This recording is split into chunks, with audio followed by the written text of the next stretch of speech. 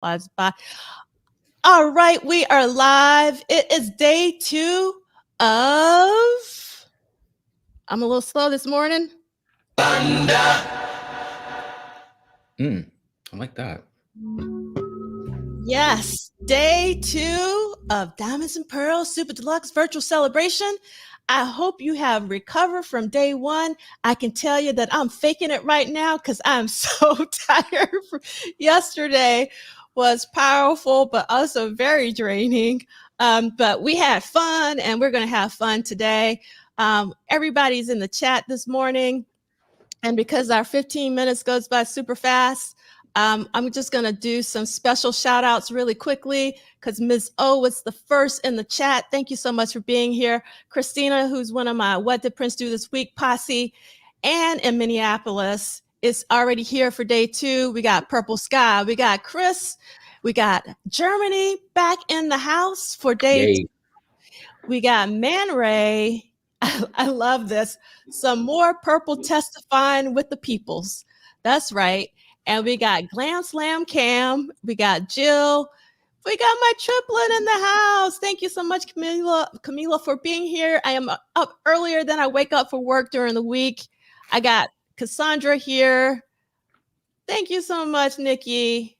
Thank you. Yes, you with me. You understand. All right. So many people here. Kyle, Revolution 86. I feel like I skipped Femia and Susan Settles. Revolution 86. See, Lee is in the house. My little brother, Blade Brown. Scott is in the house. Oh my God. We got Jill back. We got Duchess Montana. Love that from Annapolis. Why can't I not talk today? Welcome, Dee. Ireland is representing with my El Deborah. I love my gift. You know my gift. My gift. And welcome, Kyle. Welcome, Daryl. Welcome, Christina. Jesse is in the house. Thank you so much, Jesse, for yesterday. Cabria's here. Tammy's here. Oh, my God. Okay. Yes. What's up, Ireland and Germany representing? We love it. Okay, so let's get this party started. And let me share my screen really quickly so we can talk about what's going on today.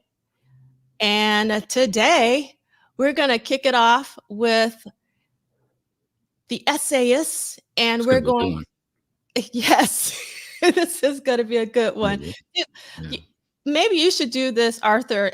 Do you mind actually walking us through the day as I scroll through? Because I'm a little bit tongue twisted today. Okay. Hold on. All right, let's get it. First up with the essayists. The combination of all of the authors of just about all of the authors of the deluxe book, including our very own D'Angela. Dwayne Tudall will join us as well. And I really, you know what? I really like that Dwayne is here, but also with Andrea Swensson. Mm-hmm. I love her podcast series that she's done for the estate.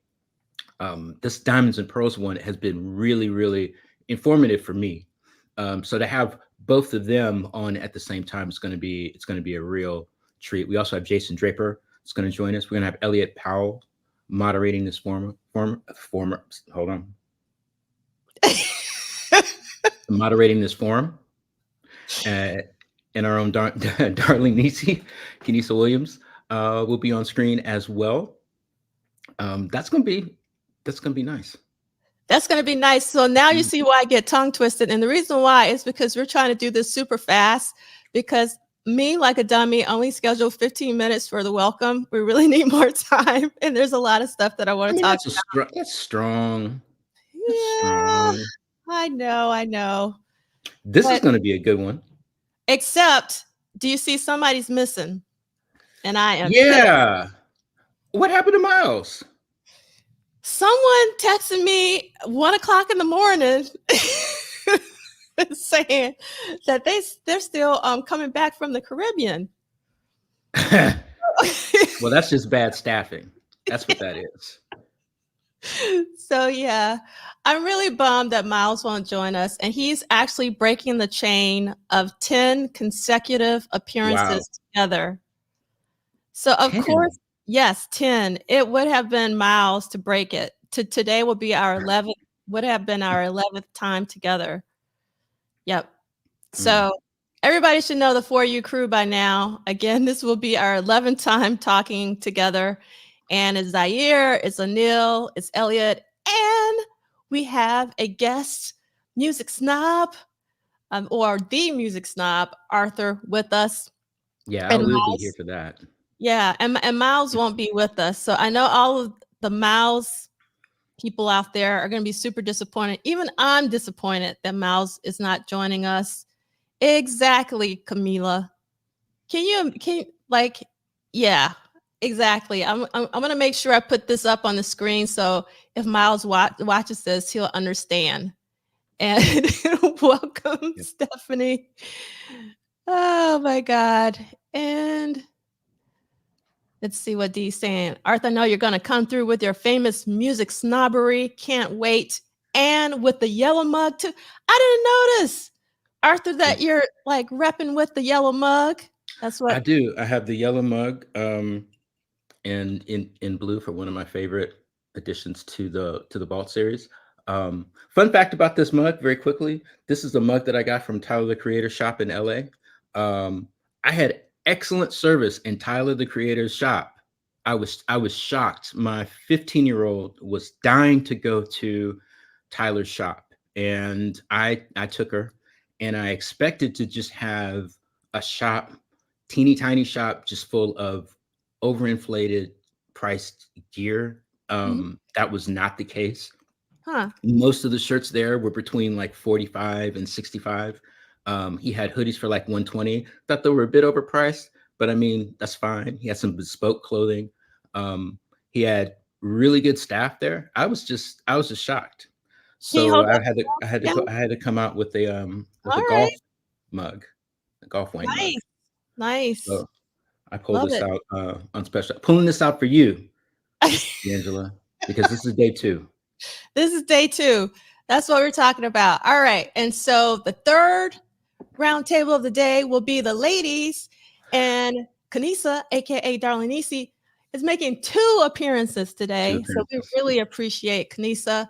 We have Miss TLC, we have Rana Nicole, we have Tanja, we have Tanya, we have Laura, and that's going down at 2:00. All the times are in Eastern Standard Time, which is NYC time. And then last but definitely not least, what I am looking forward to the most is a live commentary of a DIY Glam Slam 92 screening. And DIY means do it yourself, because you know that we can't screen, we cannot stream the Glam Slam show. You're going to have to play the Glam Slam show at your own homes, but we are going to be doing a live commentary in real time. We're going to press play all at the same time. I'm going to do a countdown really slow. I learned that from DM40GB30 that my countdowns are too fast. So I'm going to do 1, 2, 3, play. And when I say play, we're going to press play, and then we're going to have a really great time. It'll be an amazing way to end this 2-day celebration of Diamonds and Pearls Super Deluxe. Okay, so I really want to do this. How we got on to, oh my God, we only have six minutes. So let's do this again. I really enjoyed when we did this yesterday. So using minty.com, I'm going to drop it into the chat real quick. Give me 1 second. Where are people coming from today? So give me 1 second.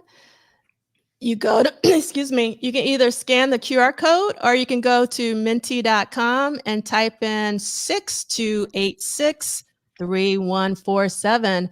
6286 3147. Who's going to get this party started? I know somebody will. There we go. Atlanta. That's what I'm talking about. Atlanta is in the house. Who else is coming? Let's see. All right. We got, is it Ponciana, Florida? Spartanburg. Wow, they're coming in. Republic of Brooklyn is in the house. That's what I'm talking about. Stone Mountain, love that.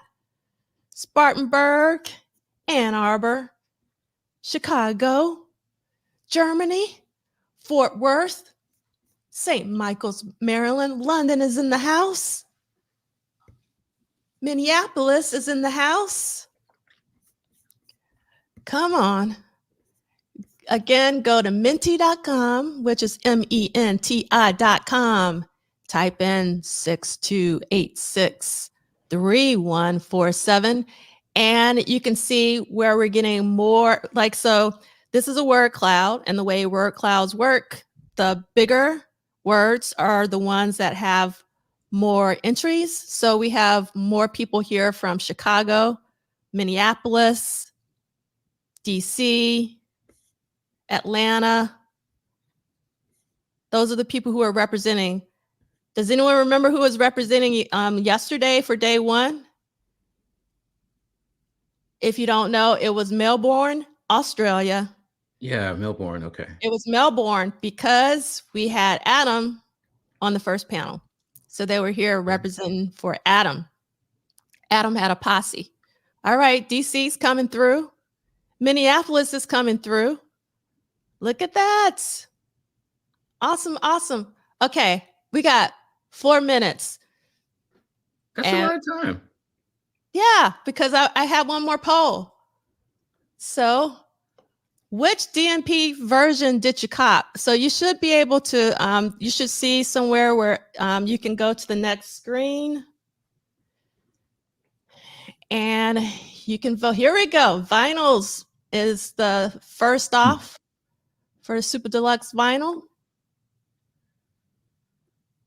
What do people get?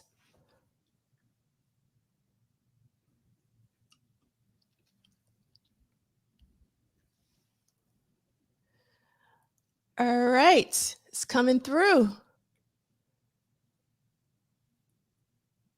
All right. I know there's got to be more than 15 people. Yeah, we got 79 people. Only 18 people have voted. Come on now. Let's see. It'd be interesting to see who didn't cop a physical copy, who didn't buy a physical copy, but it's part of their music subscription, so they're streaming it. That was supposed to be an option, and I forgot, to be honest. I was going to put That's all right. Streaming as an option, but I totally forgot. Welcome, Kim. Yes, it's a heavyweight match between the vinyl and the CD. CD's winning right now. What else? Anybody else? Let me put it in the chat again.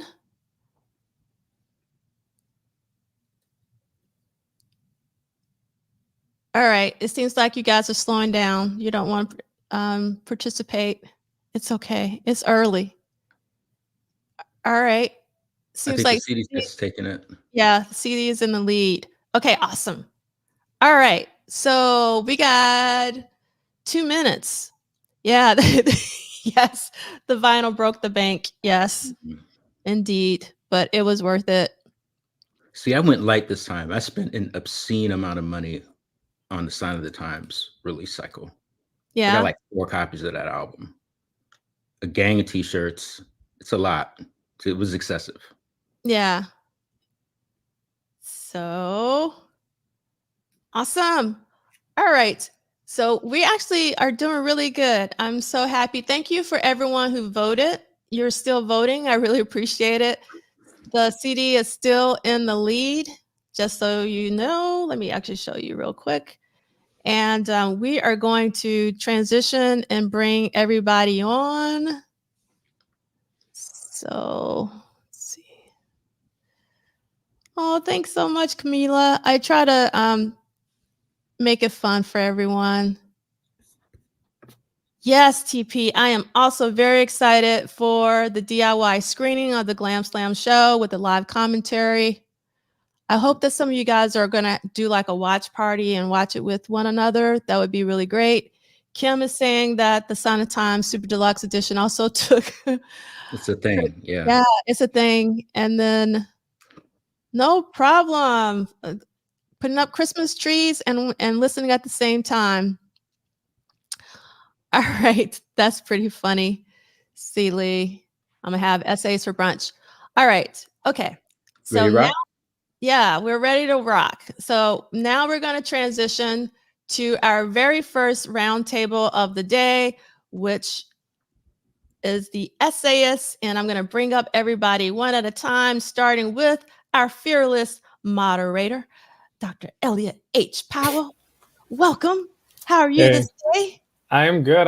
How is everyone else? How y'all doing? We're doing well. Good. It's good to see everyone. Yes, I'm just mad that Miles is breaking our chain today. I know. I'm bummed about it as well. I'm a little miffed. I am too. I am too. We'll just have to get him back. That's it. We'll just have to get him back. Yes. All right. Next up is the one and only Dwayne Tudor. Hey. I'll just read it. Do it a little light reading. Yeah. That reminds me. I really wanted to we want to start with showing. So let's hold it up. It's really important that we see this stuff. Yeah, that's what I'm talking about. Yep. Mm-hmm. That's Hello, everybody. And next up is Andrea Swensson. Welcome. Hey. Good morning. I'm so happy to be here. This is exciting. Yeah. I wish that actually Michael Dean was on this panel, because Michael Dean has, maybe I have one. Let's see. Do I have it? I do have one. Okay. Normally, actually, Michael has the applause, and I was like, I don't have an applause, but I do have an applause. Okay. Next up is Jason Draper. Welcome. Hey, how you doing, everyone? Hey, Jason. Yeah. Thank you. And then last but definitely not least, the one and only KaNisa Williams, aka Darlene Nisi.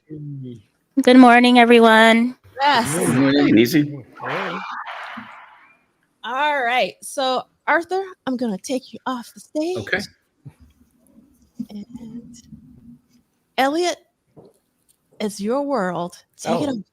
Perfect. Thank you. I am beyond excited to be really moderating this whole event and being in conversation with, I think, all of you.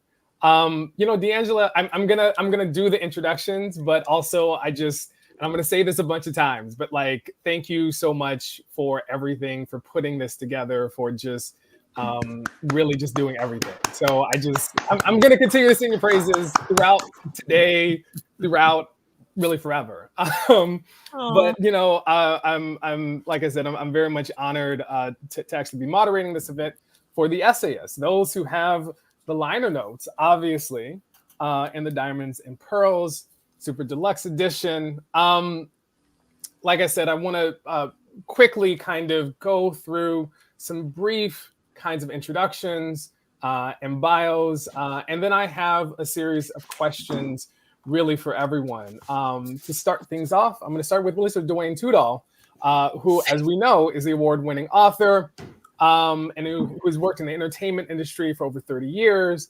And of course, is the author of Prince and the Purple Rain era studio sessions, as well as Prince and the Parade, Sign of the Times, against the era. Prince, Sign of the Times sort of era and the kind of studio sessions between 1985 and 1986. Very easy titles to pronounce. Yes. Second book in the series, of course. Next, I'm going to talk about Jason Draper, who's a brand consultant, longstanding journalist of music, author of Prince, Life and Times, as well as The Lives of Musicians, Prince. Next, I'm going to go to Andrea Swensson, who is an author, podcast host. Definitely want to do a shout out to the Diamonds and Pearls podcast. Amazing, amazing, amazing work. And obviously a music journalist here in Minneapolis. Of course, the author of Got to Be Something Here, The Rise of the Minneapolis Sound. And we'll have 2 new books forthcoming next year. One is the biography of Cornbread Harris, and the other is the 40th anniversary kind of retrospective of Prince's Purple Rain. Next, I want to move on to really sort of KaNisa Williams, who we know as Darlene Nisi. the host of Muse to the Pharaoh podcast, which explores really purple topics from a female kind of POV and perspective and viewpoint. We also know, to Darling Nisi from social media, very active on Tumblr and Twitter and helping to spread the message of compassion toward others, as well as really sort of toward the self through really the lessons found in the music and artistry and life of Prince. And last but not least, again, so D'Angela Duff is the reason why we are all here. And the reason why we've consistently been here since 2017 to get through this thing called life by celebrating the life of Prince. Again, D'Angela, I can't say enough about you to thank you. Looking forward to obviously this conversation, but this whole kind of celebration this weekend on Diamonds and Pearls.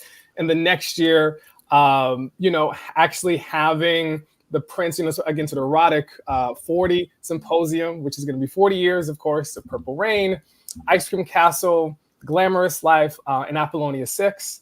And then later on, come 30, which is going to be another kind of symposium, which is going to be the 30 years of Prince's come. So again, D'Angela, thank you so much for really all of this. And thank you for having me be here as well. Look at this. We got everything. We got all, you brought it all. Look at this. I just have this one right here in front of me, but next time I'll be a bit more prepared.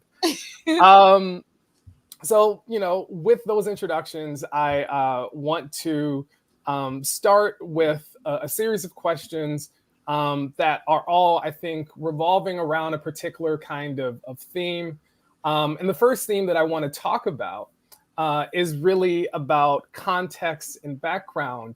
And the first question to, I think, quote, someone like D'Angelo is, how does it feel, right? So I'm actually curious how it felt to have the Diamonds and Pearls in your hand and to see your name, see your writing. I'm really kind of curious about that kind of feeling, right? About opening that up and again, sort of seeing your name in print, seeing the words that you put down and seeing really sort of the writings from everyone else who's sort of in this kind of collective.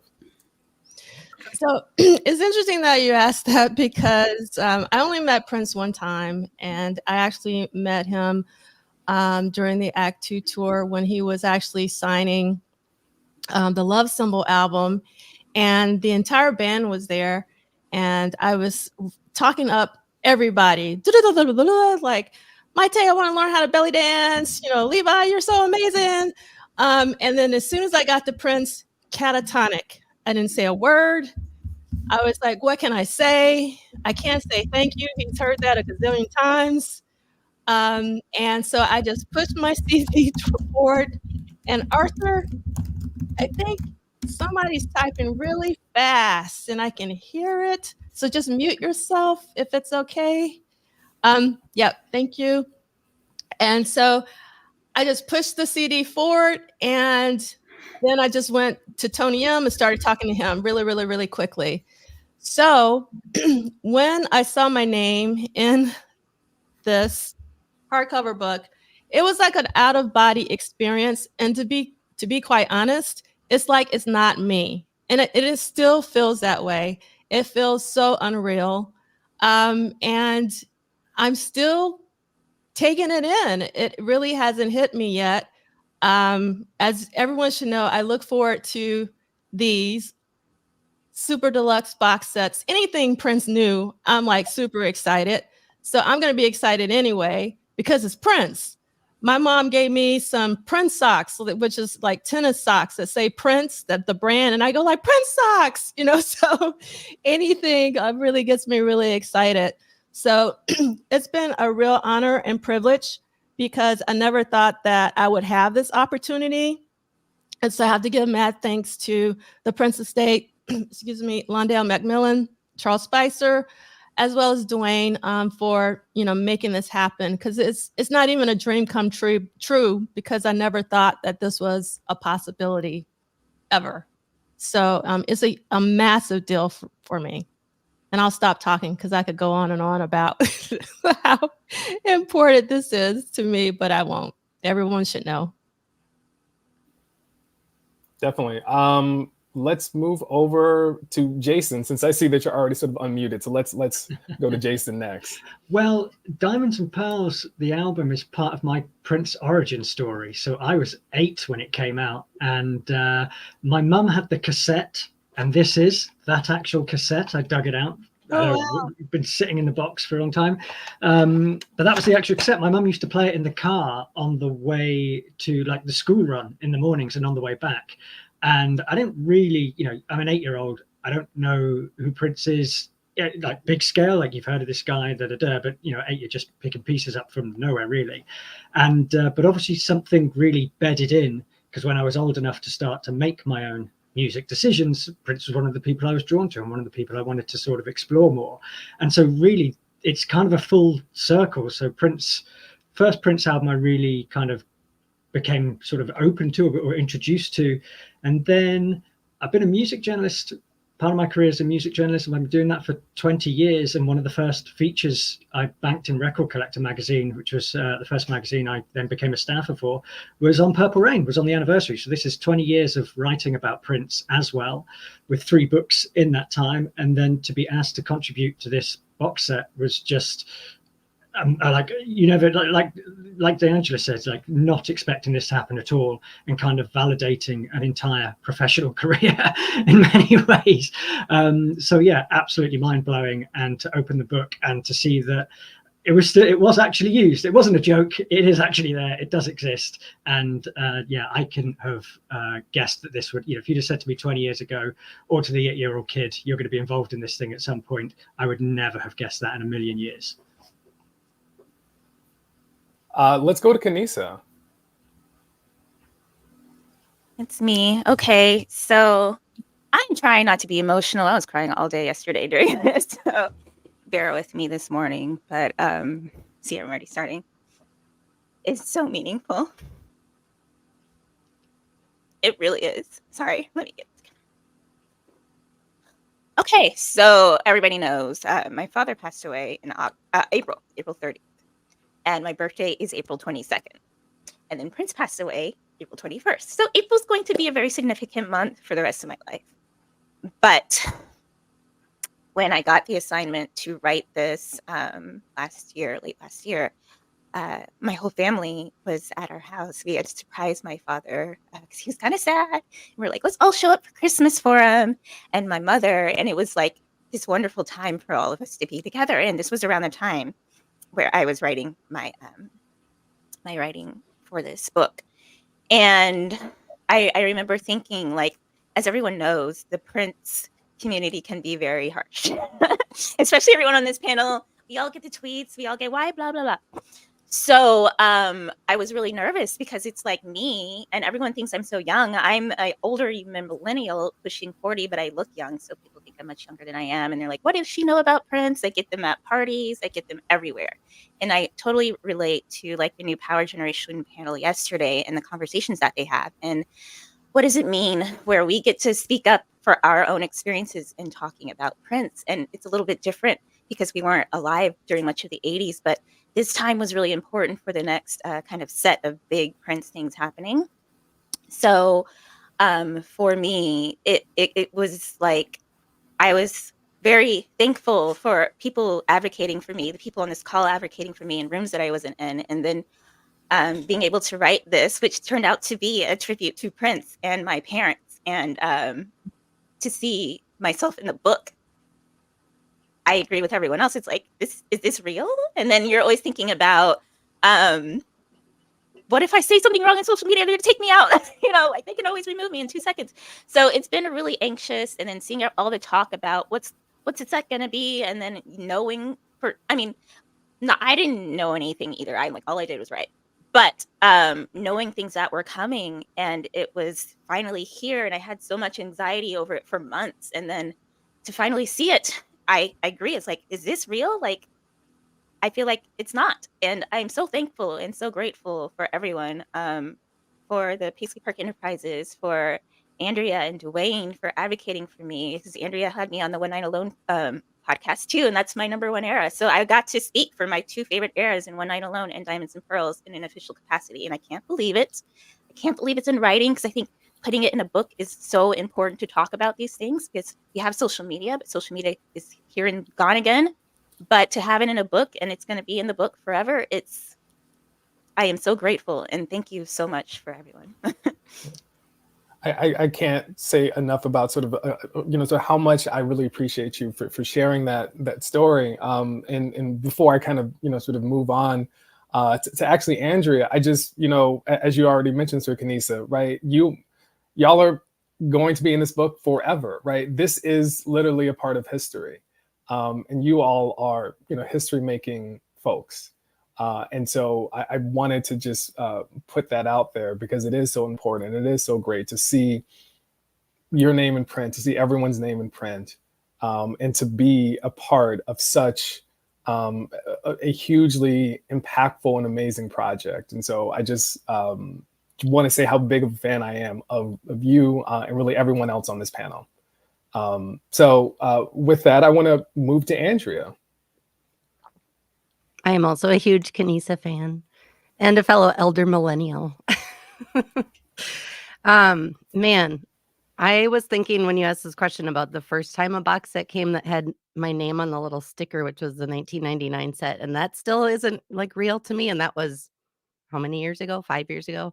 So my brain's still playing catch up a little. But the cool thing about having kids in the house is that I don't really get a chance to like feel too great about myself, because my daughter immediately sat on it, the 1999 set, like as soon as I took the like vinyl out of the set, and then there was like the beautiful slipcase that it's in, and she just sat on it and like almost broke it. And I was like, that's probably like a good way to bring me back down to earth, that this is like a real thing.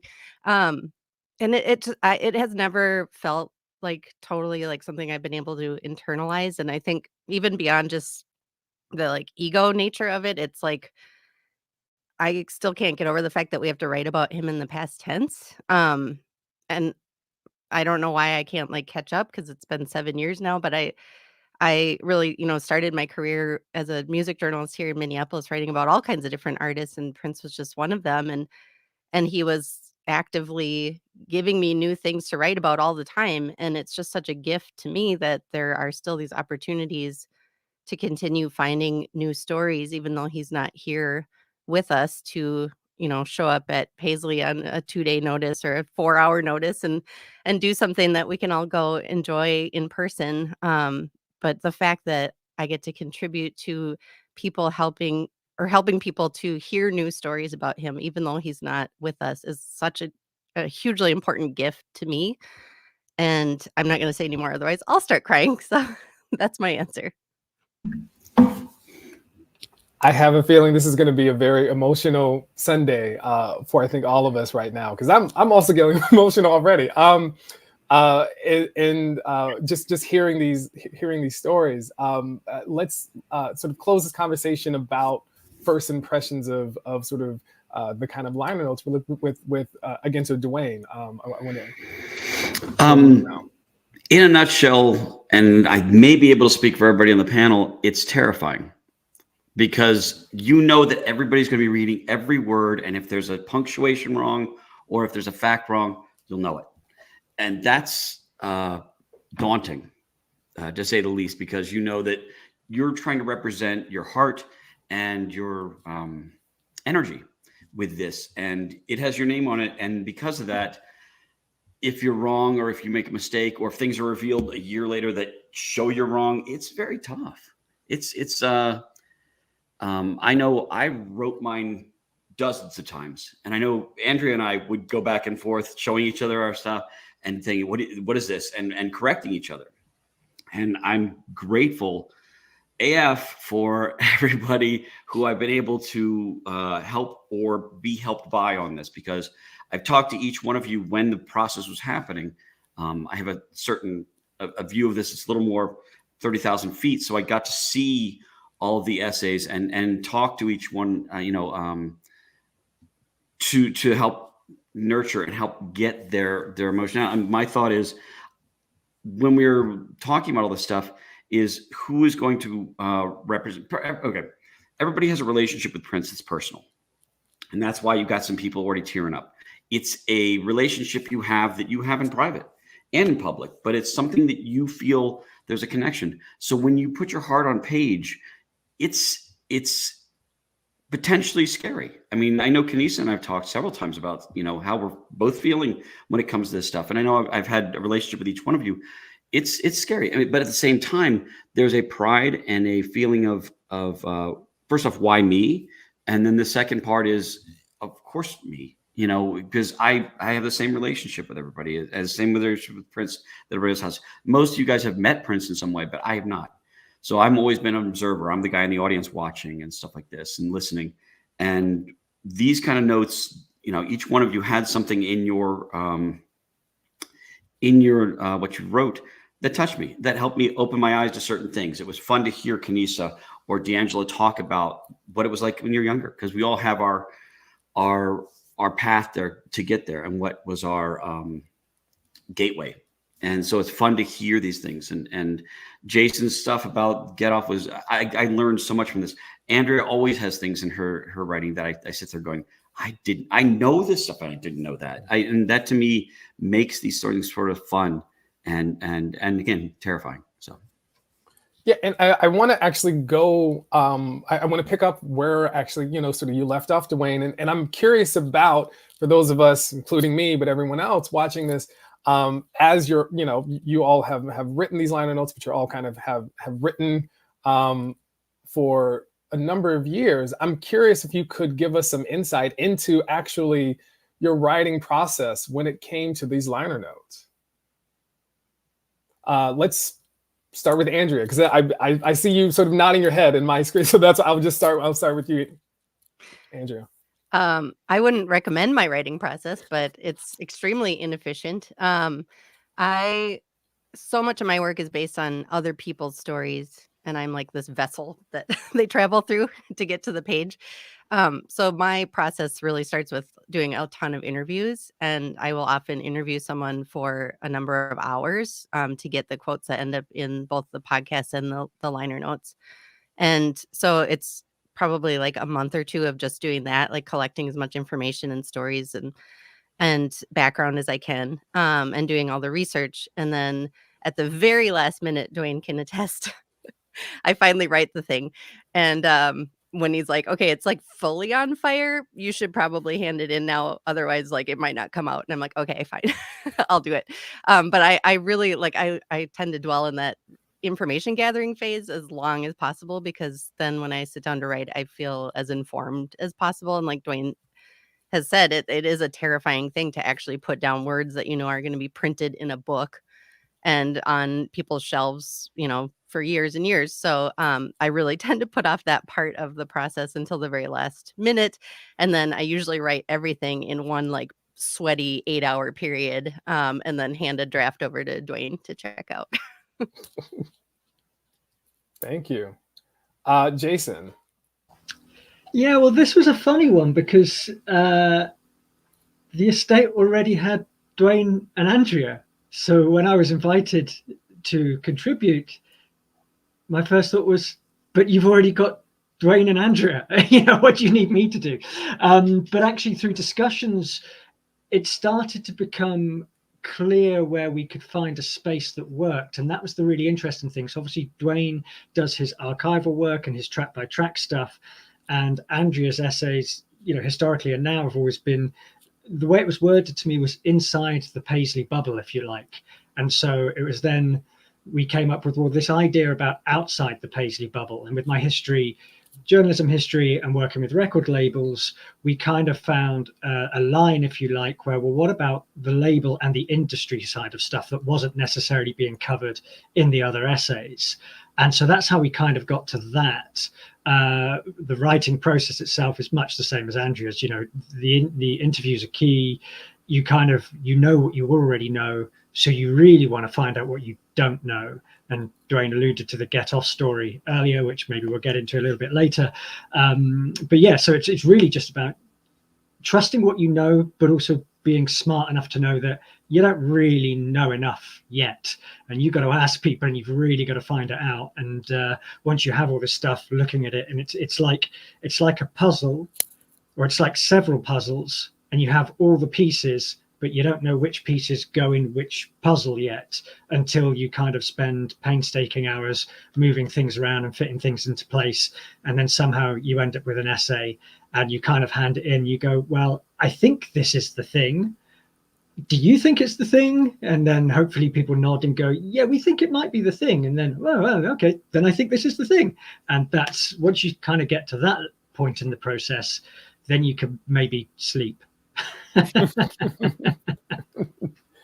And this goes to actually sort of Dwayne. I want to, I actually want to bring you in here in part because of, as Jason kind of sort of alluded to, right? Trying to figure out, right, does this work? Is this the thing? And then, sending it to you to also kind of sort of vet. So I'm wondering about your kind of process, not only in terms of writing in these liner notes, but also in the kind of sort of collaboration between sort of everyone else who's in the liner notes. If you talked a little bit about that, but if you could say more about it. Sure. It's a big puzzle, and that it's making sure they all fit into each other and don't overlap. Sometimes people will say, well, I try writing about this. Well, that's already covered with this one. So you have to, when my position is a little further back, like I said, and so I have to make sure that everybody's kind of not only fits, but doesn't contradict. So if somebody says this and somebody else says this, you got to make sure that it doesn't have a, it's not awkward. And also you have to go through all the pictures and make sure there's nothing that says something in here that is contradicted by the photos that we use. So it's a bigger puzzle. And I know I sat with probably each one of you talking about, what works and what doesn't. And each one of you does great writing on your own. You don't need me. I'm just kind of putting the package together as a jigsaw puzzle.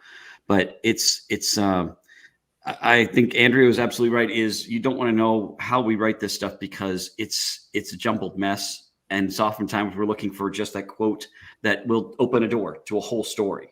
Sometimes I'll have just about done and I'll interview one last person and they'll say one thing and I'm going, oh, that changes everything. And you have to go back and make sure. And then I have, whoever Andrea reads my stuff and we kind of go through and say, well, this works and this doesn't. And here's a quote from an interview I did, which will help here. So that's always helpful. I know one of the things Andrea and I did was we want to make sure Rosie was represented.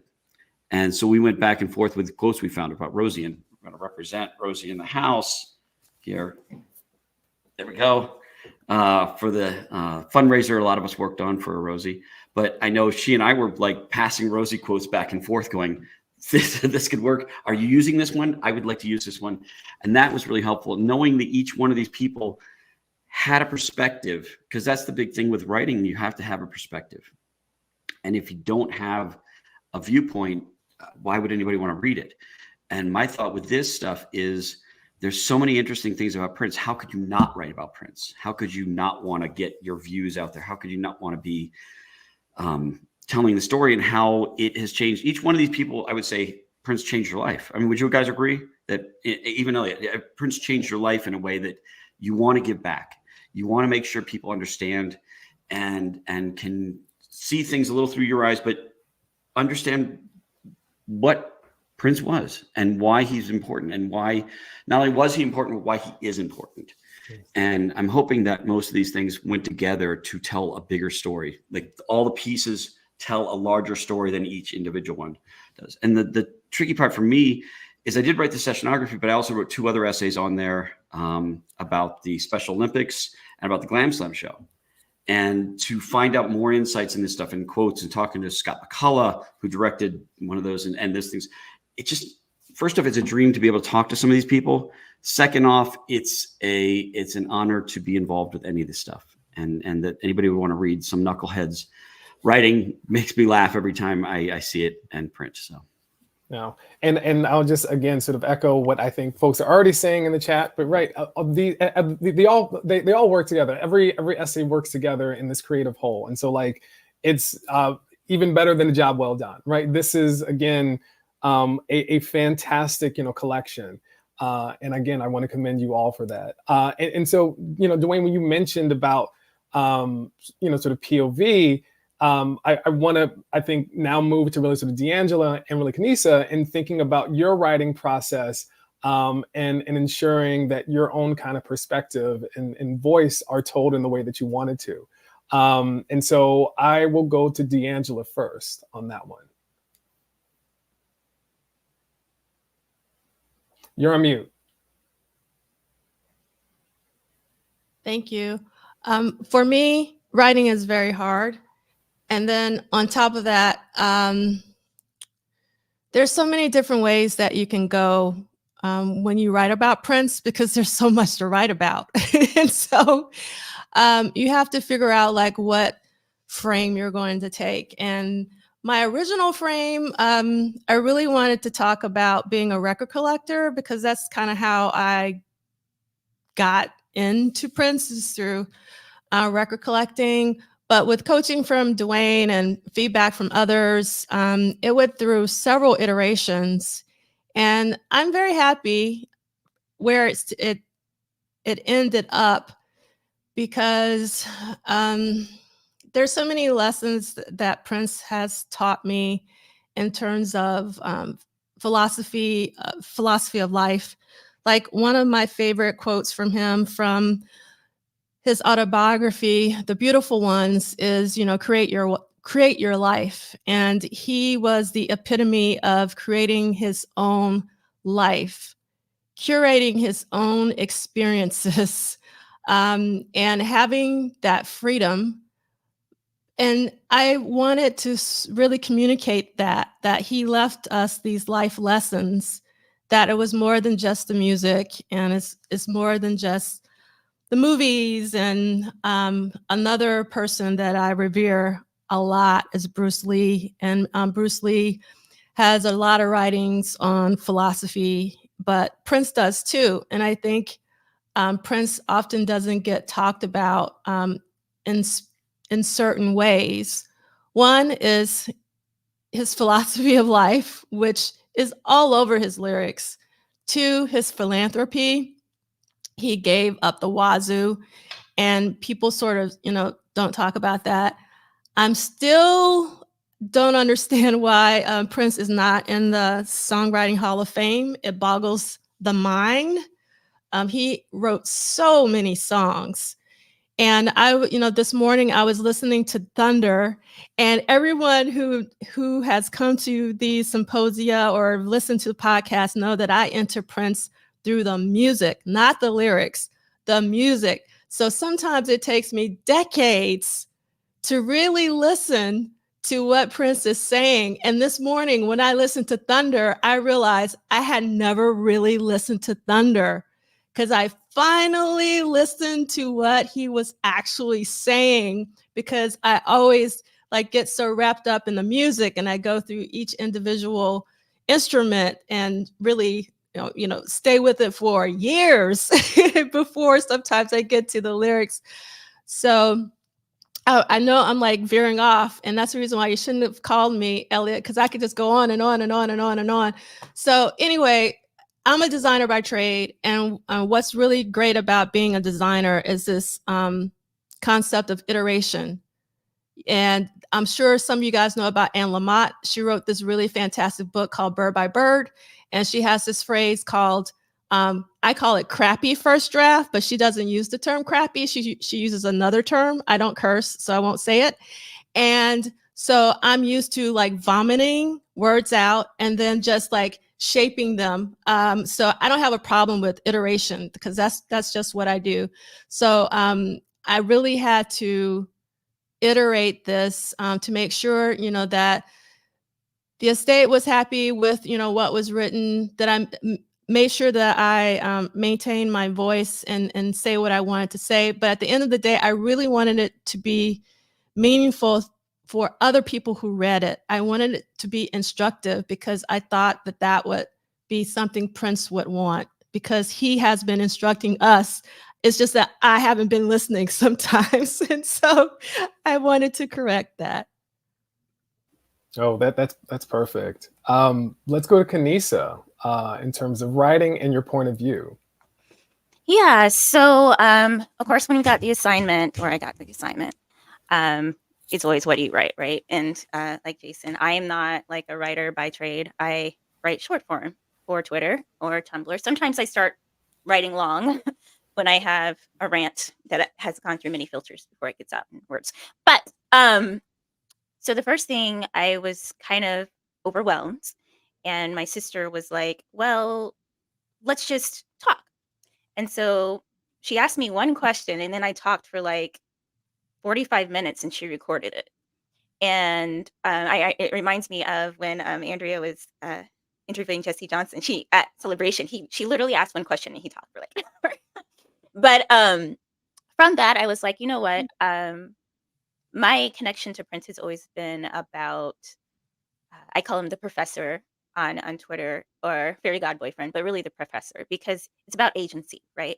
So his whole career from the very first, when he started, was I want to control what my work is. I want to, and it's not from a place of ego. It's from a place of this is mine. And he's grown up in this place where being able to do the art has been very restricted because of the racism of Minneapolis, because of what Black people have been able to control in the industry, which we are still struggling with today, as far as maybe like around Emancipation time. Because I mentioned this yesterday or Friday about the Questlove podcast with Shawnice and Tracy Spencer, and she was talking about how, or Tracy was talking about how they closed the Black music department at Capitol, which EMI was over, and it's like that was like late 90s, early mid late 90s, and it's like this is still going on, where Black artists really have to fight to be able to be in control of their own image, their own music, own their masters, and things like that.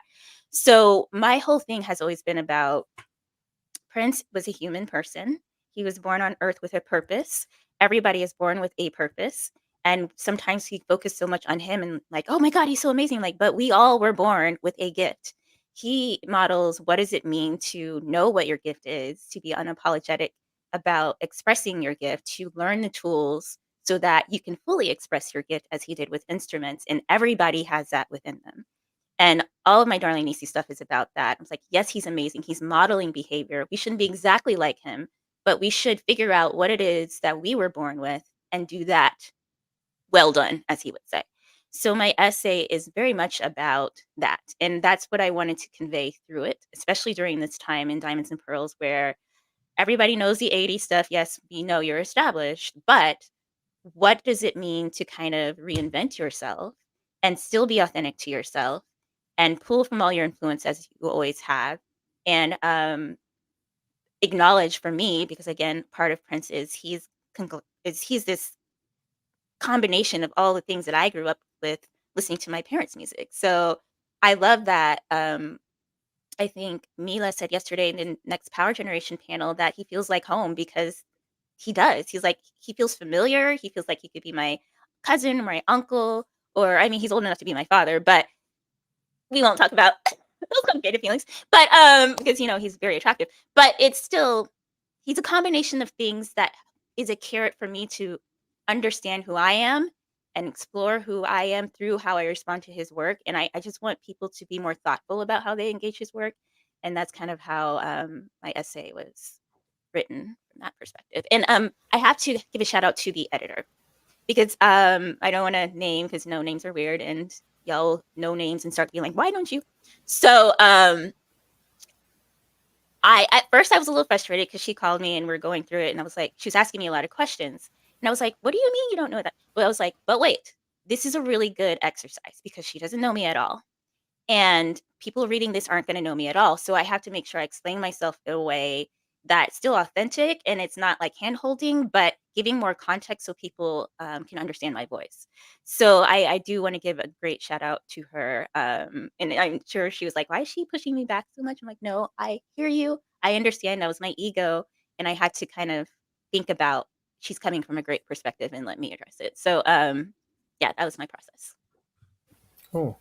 And thank you for that whole kind of shout out to the editor, because I think we all definitely need editors. I want to go to something that you brought up to KaNisa about Prince and Blackness, and in particular, right? I want, because I feel like for the majority of the essays, right? There's a kind of undercurrent because it's very apparent in terms of Prince's music throughout his entire career and life.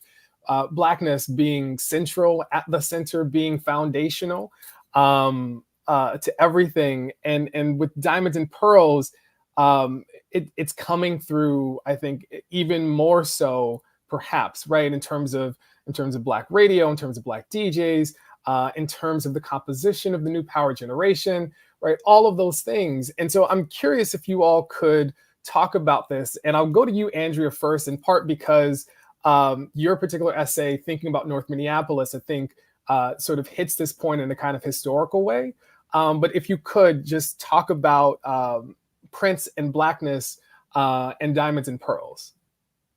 Absolutely. Yeah. I mean, I think going into the project, my mission was really to make sure that I was contacting the whole band and making sure to elevate all of these voices from Prince's past that could help really highlight a period of his life that's so underdocumented.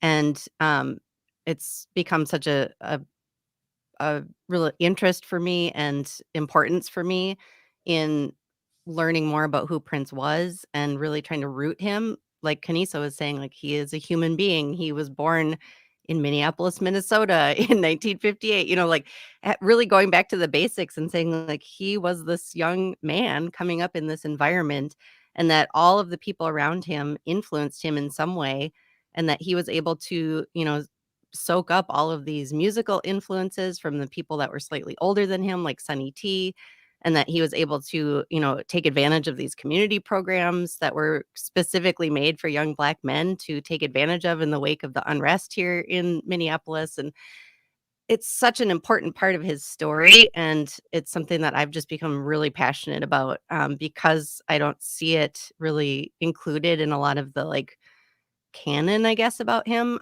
when it comes to I don't know, the things that have been kind of known and repeated about his story. So that for me was number one priority, and I felt like it was something I could really focus on and pull out in an effective way because I'd done so much research into that part of his history already. And to hear about those Battle of the Band shows and what the Way Community Center meant, and to even get into the fact that they were all also athletes, and that played into this nature of competitiveness, but also this real camaraderie, and then fed over to the music. All of that is just so fascinating to me. So that was definitely something that I knew was a core part of this, and to think about him, forming a new band and really looking into his hometown when he could have looked anywhere and selected anyone to be in his band at that point. And he finds 19-year-old Michael Bland, playing at Bunkers, which is still to this day one of the most diverse clubs that you can go to in the cities.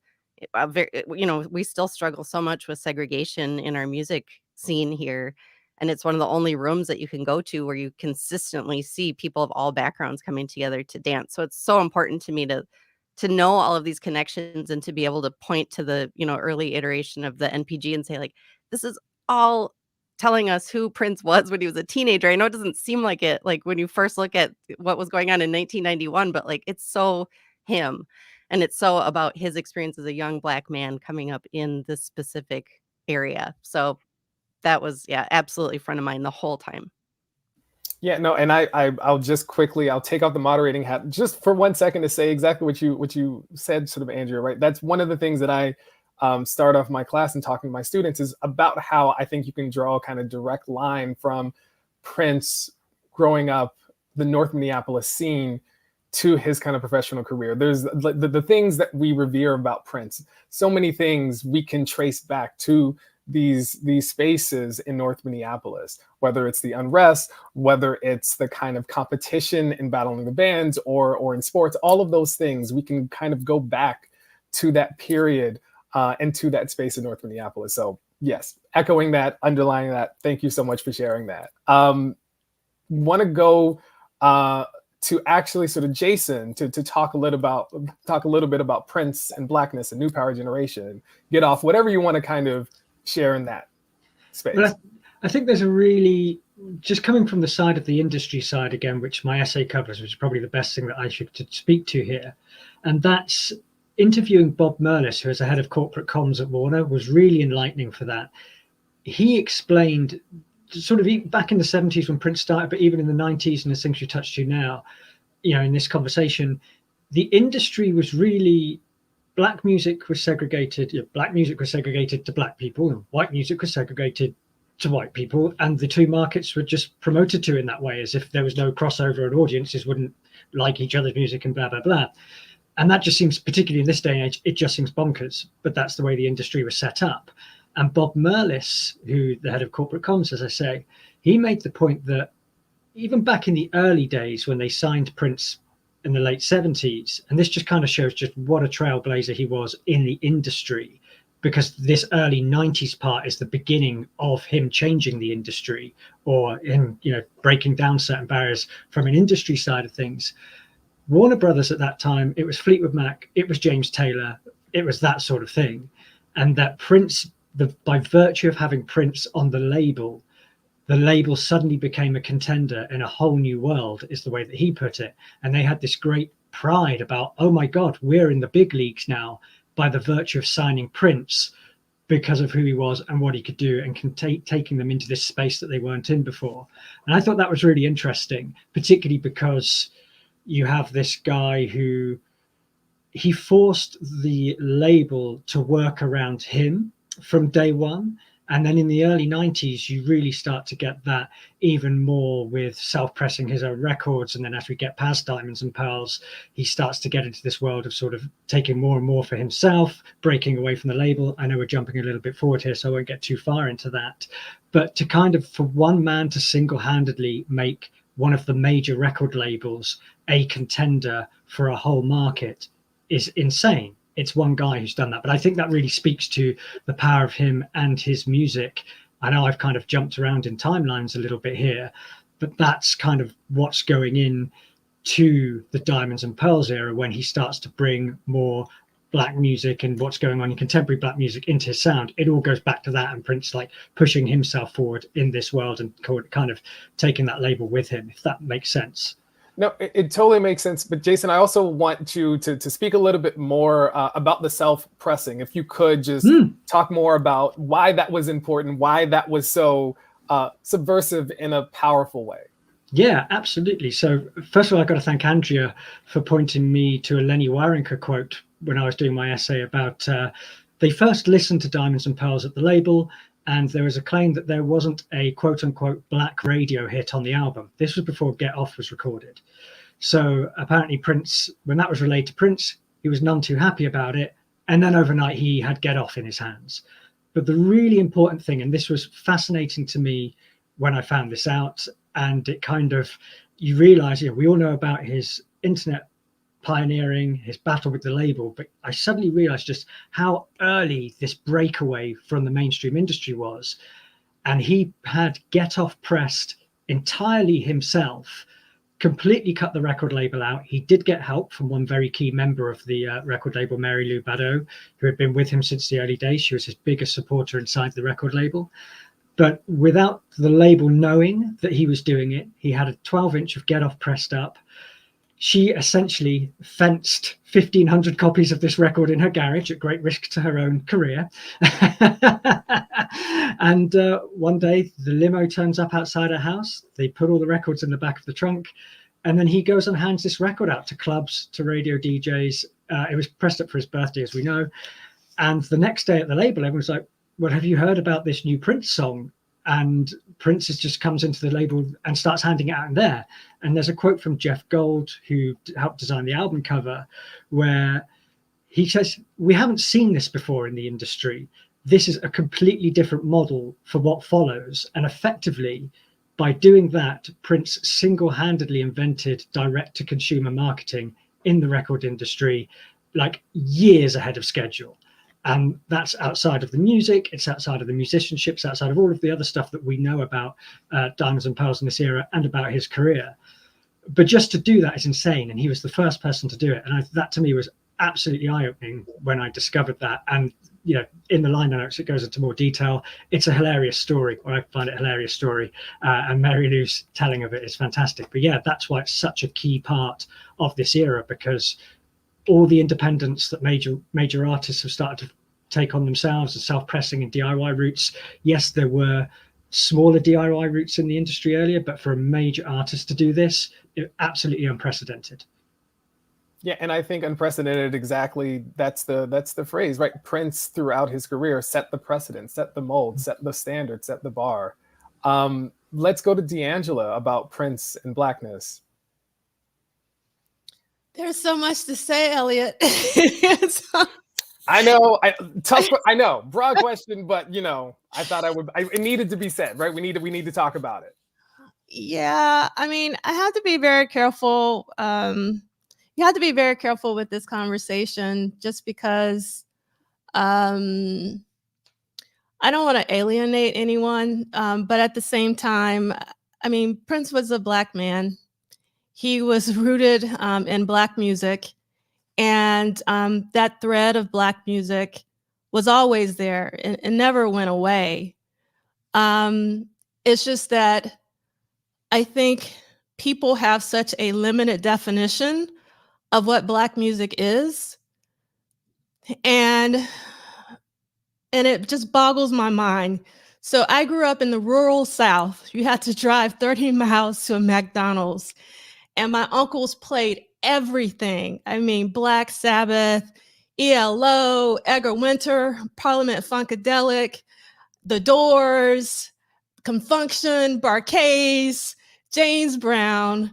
I mean, you name it, they played it. And so when I went to a metropolitan city, an urban center like Atlanta, Georgia, in my teens, I was like boggled why, there was this segregation of music, particularly at my high school. When I grew up, and I just assumed everyone listened to everything. I mean, because that's what I grew up.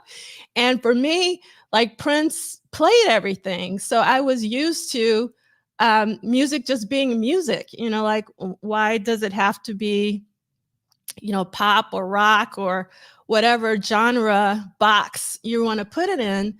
And it was extremely frustrating. So, I mean, there are a lot of conversations online where people say Prince lost his Black audience. Prince never lost his Black audience. I mean, one of the problems was that as he got bigger and bigger, the concert tickets got more and more expensive. So certain Black people weren't able to, in a certain demographic, like lower economic demographic, couldn't afford those tickets. So you might see the audience of those shows shift because of that. But we talked about this yesterday in terms of all the major cities: Atlanta, DC, Detroit, which everybody should know that Prince absolutely loved and adored because they supported him. And then obviously, when you just think about the bands, and specifically MPG, there's a lot of Minneapolis in that, as well as the Bay. And then with the prior band, which Harold says the band with no name. Some people don't like that name. So the Sign of Time Love Sexy band, basically had a lot of Bay in it. And then the beginning band had a lot of Minneapolis in it, with like Andre and Dr. Fink and Bobby Z. So it's what I find really interesting about Prince is that he was a representation of everything that Blackness can be. And Blackness can be everything. So as a Black person, it is just so frustrating on being told or hearing what Black people can and cannot do, or what box they should live in or perform in, when, I don't know, Prince could play any kind of music. And it just really frustrates me that Prince is never recognized for his guitar playing. And I get into a lot of arguments with my friends about the Rock and Roll Hall of Fame performance. I think it's one of the most critical performances of Prince's career, even more so than the Super Bowl, just because he was on the stage with Tom Petty, and they were they were honoring George Harrison of the Beatles. And I talked to someone, and they were like, "Wasn't that performance amazing? That Prince, was giving honor to George Harrison." And that same person didn't realize that Prince was also inducted in the Rock and Roll Hall of Fame the exact same year. Like it was, and it just like blew my mind. And going back to the, Prince not being recognized for his guitar playing, there is a lot of lists, rating guitarists in certain magazines, which I won't name because of a certain article that came out this year that lets us know why maybe Prince, isn't higher up in some of those lists. So there's a lot of gatekeeping when it comes to quote unquote rock in particular, and that you can't have, and why do we have to call it black rock when it's like rock is black as far as I'm concerned? Like there's so much history there. So I'll stop there, and I'll let you go to someone else, because like I said, I could talk all day about this because it's something that just really boggles my mind. I just really don't understand it. And I just think that Prince was just represented Blackness in the most broadest sense possible, so that when people look at Prince, they can see all the ways that Blackness can exist visually, orally, the way that you can live your life, the entrepreneurship, the way, the innovation, it's just like everywhere. So I'll stop. I'm afraid to follow up to that, but because you're totally right. I mean, the kind of limitlessness of Blackness. Love that. That's what I was looking for. Yeah, it's the limitlessness of Blackness, right? Anyway, this is going to be difficult to kind of follow up, but Dwayne, can you? Dude, seriously. I'm sorry. Pass. Talk a little bit Phone a friend. about okay. Prince and Blackness and Diamonds and Pearls, so we can, you don't have to kind of get. No, I have some thoughts. First off, I want to thank D'Angela for doing this stuff. She's the only one that could get us all out of bed this early. So thank you, and I'm sure a bunch of us are still in our PJs under here. So I just want to say that. And the other thing I want to say is it's I'm sitting here listening and enjoying everybody talking. When I hear D'Angela's voice, I hear her podcast in my head. When I hear KaNisa's voice, same thing. When I hear Andrea's stuff, I keep hearing about her voice on The Current or NPR and the podcast, which are just always freaking amazing. She knows I know I feel that way. It's always something. The big part to me about all this stuff is how important these, and to go back to these being essays and whatnot, is to put everything in context. And context is everything, really, when you look at this. This is a young guy growing up in a city like this, and the struggles he had as a Black man and as a short man, and going through and pushing, trying to get things out there. And there's a challenge. I think you can see how dedicated he was to what he was doing by how much he pushed the envelope. And I know we're talking about what is Black music, and I've always said that Prince is one of these guys could have his own section in a record store. There's blues, there's jazz, there's pop, there's funk, there's soul, and there's Prince. And Prince would have everything. And granted, there's other people that have done this. Ray Charles did a country album, so there's this kind of stuff before.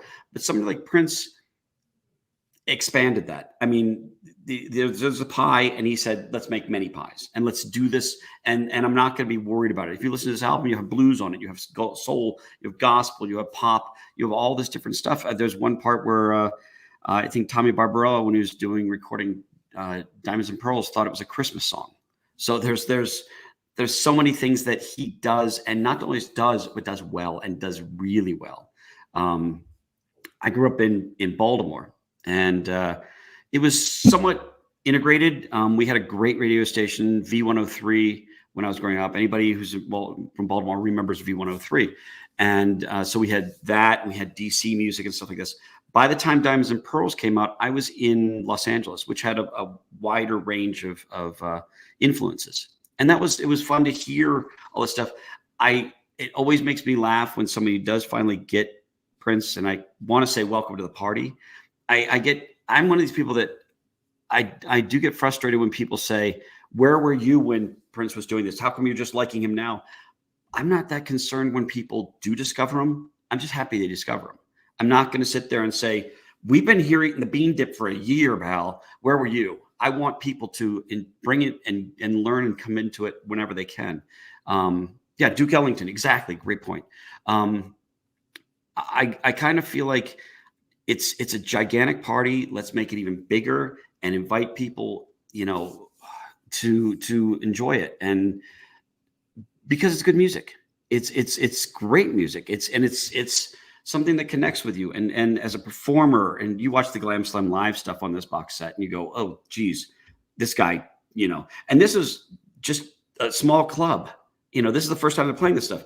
And he's playing music that people haven't heard because he's playing stuff off the next album. And Black MF in the house, and with other things later, and just the things he brings to the table, and Sexy MF on this one, and he is constantly commenting on this stuff, but not in a way that pushes you away. He comments on things that kind of bring you in and make you go, oh my gosh, that's a great way to look at that. You listen to Baltimore, and you think the things he's bringing to this are things that maybe some people didn't consider, or maybe some people are saying, yes, that's what I've been thinking all along. Somebody hasn't put that into words. And that kind of stuff is I think brings people together. It lets people realize that there's a community of like-minded people. And even if you're not like-minded people, you know what? I bet we share something. Come on, even if we can't share all our ideas, let's shake our asses together on the dance floor.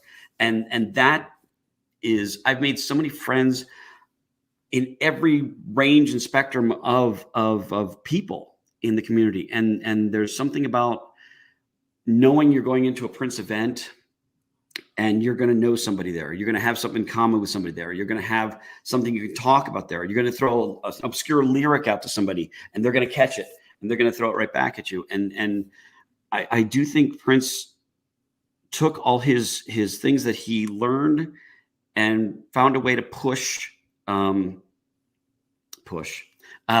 a way to push all of us to think more, to do more, to be active more, and to preach.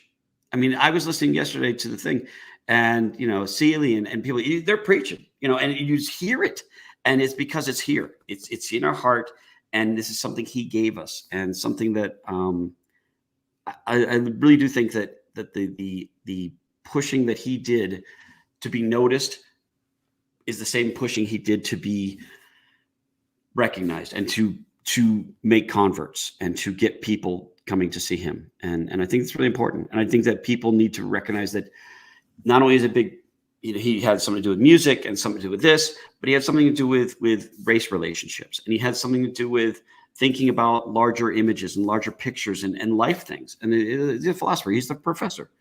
Yeah. I mean, I can't really speak on some of this stuff, but I can speak on that stuff. That's what I know. No, and I think going off that point about Prince being a philosopher and a professor, I often call him a theorist.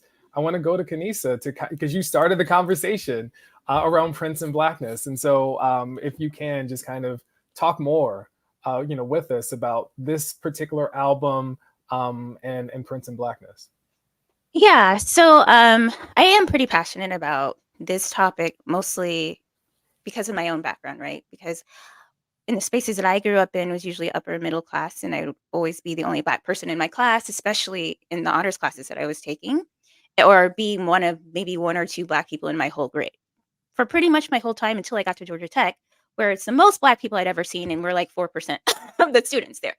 So, but there is a weight that comes with being the representative in spaces like that, because my background also is engineering as well. There aren't a lot of women there. And so you feel like you have to represent like your race. But at the same time, as people have talked about, it's very expansive because I could be around my classmates or work or whatever, and my definition or how I express my Blackness may not be the same as someone else, right? So I've always talked about Prince as being part of the vanguard to humanize Black people. I had a tweet the other day looking at the charts in the when Prince started his career versus when he ended it.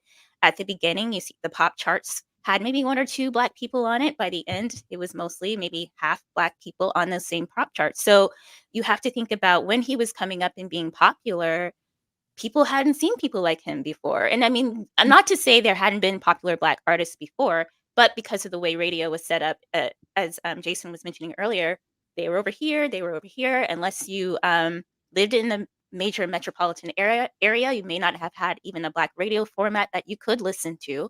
So for the first time, people are seeing like this Black person, and it's not the Blackness that they are used to seeing.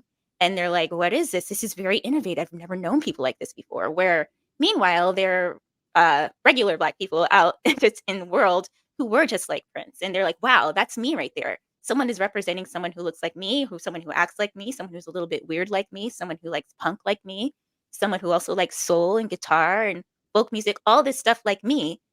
Look, there's someone. And there's also this aspect where, especially as a Black content creator for Prince, where I juggle with it, right? Because I don't want the whole conversation to be explaining Blackness to white people, but because there are other topics that we need to talk about within the Black community. There's a new tweet, Prince is gay, or like yesterday. And that usually comes, or a lot of times that comes from the Black community, because we have a lot of other issues that we have around gender and sexuality because of lots of reasons. But like there are opportunities to talk about Blackness, all the aspects of Blackness, the good parts, not the good parts, the more challenging parts, the celebratory parts. I don't want it to be all about magic. I'm like, yes, but there are some real issues here that Prince did for his career and pushing the boundaries of helping people to understand that we are human. And I think that is really important in the story of Prince's legacy, whether it was something that he was pushing from a music industry standpoint, pushing the boundaries of how we can express ourselves, pushing the boundaries of how we wear our hair, as his hair was always like times 10 of a style that everybody was wearing. Because again, I keep going back to the Glam Slam show because I was doing some watch parties, and it's like the curls. I know how to do his hairstyle, but not just quite like that. And I'm like, can I just please just finger, it's just too tight. But it has to be like that because he's moving around and sweating his hair out and stuff. So it's like, I appreciate the way that Prince expressed his Blackness again, because it was so expansive, because he showed so many dimensions, because he helped people to understand that we can be sexy, we can be vulnerable, we can be we need agency. He demonstrated agency. He modeled it for other Black people. He modeled it for other types of people, but especially Black people, because he spoke to us directly about those things, especially in the 90s on all of these clips. Oh, I have to say this. All these clips people use, because I did a thread. See, this is how I work, you guys. Like, there's a rant on something, and then I'm mad about it at first, and then like, okay, let me get my receipts together. Because I remember when we were in the Black Lives Matter summer, where everybody's like, let's turn our profile pictures Black, and it irritated me because performative. But somebody said, Prince lost his Black community and later, whatever.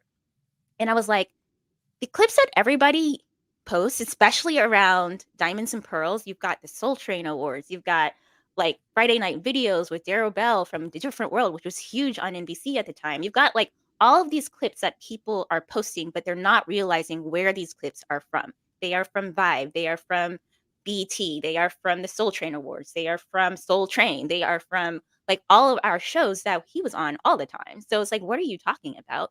And it means that you weren't really paying attention, or you're just consuming Prince without realizing where it's from. And a lot of people are like, why does it matter? I'm like, it matters because there is a thread of legacy. And I said this the other day too, of where he was getting his influences from, how he was expressing his influences and creating something new by combining it.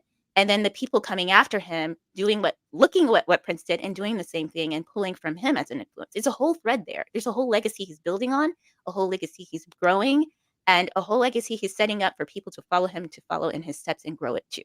So I really just want to, like, the narrative around Prince and Blackness is very important to talk about, but I wish that we can move it past defending his Blackness or pointing it out that he's Black, so that we can cover more topics and explore what his expansiveness was in that Black definition, or versus trying to qualify what it is. And that's all. Thanks. That was perfectly said. I'm being mindful of time right now. I know we have about 20 minutes. And so this might perhaps be, I think, the final question. And with that, because so many of the essays in the liner notes for Diamonds and Pearls are reflections on the album, and it's not simply a kind of reflection, but a kind of memory, a kind of recollection. And I use the word sort of recollection in the sense of a kind of reflection, a kind of sort of memorial sense, but also how often reflections are calling back things that perhaps have been forgotten or overlooked. And I think you all, in creating this, have really highlighted so many things that I think the sort of general public, not the Prince fan, but I think the general public, although there could be some Prince fan who might not have thought about this album in a particular kind of way. And your essays have helped to bring new light, to bring new life to how we think about Prince, how we think about this particular album. And so my final question is about memories and recollections. And excuse me, if there are sets of memories that you all want to share with us about Diamonds and Pearls, about this writing process, things that, again, you want to kind of sort of talk about, again, sort of memories or recollections, folks perhaps who you even want to bring into the space with you, who helped you in this writing, or might who were there with you when you first bought Diamonds and Pearls, and when you re-listened to Diamonds and Pearls. So, a more general sense around sort of memories, and very much notions around sort of recollections. I want to start with D'Angela. Oh no, Elliott. I'm telling you, I'm going to be very transparent to everyone. Doing this panel is really difficult for me because whenever I'm doing an event, and yesterday really was, it was powerful, but it was really, really draining. And I'm actually really tired, and I'm still making sure everything. So I'm a little scattered, and I apologize if my responses haven't been as fluent as they really should be, because this is a really important conversation. So I just want to sort of apologize for being a little discombobulated a little bit. I think the memory of Diamonds and Pearls actually has changed over time. And Elliott, you are actually one of the reasons. And Elliott knows. So in 2021, we did the 1 + 1 + 1 is 3 symposium. And it was 30, we were actually celebrating 20 years of the Rainbow Children and 40 years of Controversy. And you may not know, but Controversy is my absolute favorite Prince album. And I really wanted to talk about Controversy. And Elliott texted or called me, I can't remember. And he was like, what? We're not talking about Diamonds and Pearls? It's the 30th anniversary of Diamonds and Pearls.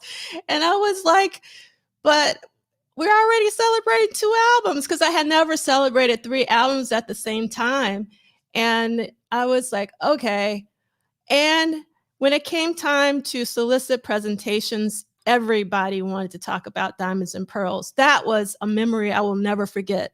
No one wanted to talk about Controversy. I actually had to beg people to do presentations on Controversy. So it was Diamonds and Pearls, Rainbow Children, then Controversy. And that really was very enlightening for me, because up until I did that symposium, whenever I thought of diamonds and pearls, I don't know if I can get this with the quickness, probably can't. The first thing that I would think about is this, get off. And more specifically, everything that's on the back of this, which is Violet the organ grinder, like the get off flute instrumental, which is super important to me, clocking the jizz, the instrumental, and also the VHS, which I have, I just don't have it on me, the get off. So that whenever anytime before that symposium, Elliott, when people would say diamonds and pearls, I would replace that with get off. And then when we did the diamonds and, had that whole day of diamonds and pearls presentations, everybody was bringing it. And it made me go back and really listen to that album. So that is the memory I will never, ever forget. Now, writing this essay, whenever I'm writing something or if I'm designing a website, whatever I'm doing, I immerse myself in that. So I was playing Diamonds and Pearls on repeat, Diamonds and Pearls on repeat for this essay, as well as when we were doing the symposium. So when we were doing the symposium, the song that really stood out to me was Willing and Able. I had never listened to Willing and Able. I don't know why, but for the symposium, it just popped out. And then while I was writing the essay, actually, I want to go to the box set. While listening to the box set, the one song that really is standing out to me right now is Thunder. Like Thunder is really, really speaking. And the point I'm trying to make is that when you listen to an album over a lifetime, your relationship to that album actually changes because it depends on who you are, where you are in your life. And so you can't just give up on an album and say, I don't like it. You can't say that. Or you can't say, I don't like that song. You can't say that because your relationship really changes over time. So I'll stop at that because I've already said too much. I mean, I wouldn't. I will also say I don't think you said enough. But we listen. We could, as you said, we could talk about this for a very long time. Let's go to Dwayne since you're next on my screen. I had to unmute myself. There's a quote in the new Sly Stone book, which if you haven't read it, read it, where he says, "Where you start the story dictates how the story is told." And so there's a big deal when it comes to how this story is always told, because everybody has their different plug-in part where they started with this. Some people say this is the first one they got into. Some people say that, this is by the point, this was not what they wanted. But the story for this is starting early on and moving forward with this. My biggest memories for this was because I lived this in real time. I was a big fan of the 80s and 90s. After Graffiti Bridge, there was a lot of us took a bit of a hit when it came to this because the movie did not do what we wanted. It did not sell like we wanted. And the music was good, but the movie was a bit of an asterisk now, as opposed to a Purple Rain or, whatever it is. So it was, when this came out, I remember sitting in somebody's basement when going through the 12-inch that we got, or when these things were coming out, just being so excited about this stuff. And this was the 80s. This is a big period right around the late 80s, early 90s when it came to collectors and people that wanted to find stuff. Black Album was not out, but we'd heard about it. We'd heard, now by this point it was coming out and people getting it. So this stuff was huge for a lot of us. And that was a big deal. But for me, it was funny because I put the Diamonds and Pearls away for quite a while. So many albums in this collection, you can't have every album on constant rotation. So when we started working on this, a couple of years ago, I started really listening to it and going, this is good stuff. There's some really good stuff. There's some solid stuff on here. The fun part for me was when we found songs that would mend upon the box set and things that I was going, this really expands what he's doing. And when you would a box set like this, you really want to make sure you're not only just throwing things out there, this is him belching in the microphone. You want to make sure you get things that help his legacy and expand his legacy. And then you find things like I Pledge Allegiance to Your Love, and you find things like that, and you're sitting there going, oh my God, why wasn't this on an album at some point? And you just sit there going, this is amazing stuff. So to me, part of the best stuff for me was, and the most frustrating, was waiting for this stuff to come out and waiting for the time for this stuff to be exposed, and waiting for everybody to get this collection, to get this thing, and to be like talking about it and looking at all the songs on the back and being able to hear it and watch this stuff. So that to me was my most vivid memories, because I couldn't wait to have people listen to this. I could not wait to have this out there till people got it. And it's, I have to admit, it's a little confusing sometimes, because to me, when something like this comes out, and we as a community have been waiting for a while on this stuff, I want people to be putting this on everybody's Facebook page. I want people to go out and buy this for their friends for Christmas. This is a cool box. And anytime we can explore more Prince, to me, is a celebration time. And I want people to hear this. And I hear people complain, but it to me, you're not going to go anywhere with just complaining. If it's productive, I get it. But there's a lot to celebrate here, and enjoy this while it's here. This is the meal we're given right now. Get a second helping. Enjoy this meal, and don't kind of start thinking, what am I going to eat tomorrow? It's what we're doing today and what we're getting out of this today. And I can just listen to this stuff over and over and over. And every time I hear something new, and then when I read the interviews, or I see the things, or put in the podcast, or there's other podcasts out there that people get interviewed. Michael Bland is always out there talking about this stuff, and you got to love the community of this stuff. We have so many great podcasters out there who find these people. Find Pearl from Diamond and Pearl talking about this stuff. To me, I could just eat this stuff, and it's like Thanksgiving. Leftovers is good. It's even better the next day. I'm like that with this stuff. It's like, this to me is a gigantic meal of great stuff. And I'm hoping that now that I've heard all this stuff, my memories of this album are expanded. My mind is expanded. My palette is expanded. And I hope other people feel the same way, because I think there's really a lot to go back for seconds, thirds, fourths, fifths, and keep going. But so I hope people start writing about this on their Facebook pages more, and just promoting the crap out of this, because it's worth hearing and it's worth preaching about. So yeah, for sure. These are leftovers that do not expire. Jason, memory. Well, as I said at the beginning, so Diamonds and Pearls was sort of my origin story with Prince, with that cassette that my mum used to play. The funny memory, and this sort of ties in a bit with D'Angelo, is Get Off. And just at that young age, in fact, in your essay, D'Angelo, you write about Dirty Mind and not having the lexicon at the time to know about sex, but to know that this was something else that was going on. And that, to me, I read that and I was like, that's Get Off to me. I was an 8-year-old kid. I had no idea what it was going on about, but it felt impossibly adult. And I cannot believe, really, I shouldn't be near this. Are you crazy? So that was my sort of funny memory from that time. I think the interesting thing to me is that, kind of in the narrative, if you like, Diamonds and Pearls is often seen as, well, this is the one where he worked really hard to make a hit, and he made a hit. And that's kind of true. That's part of it.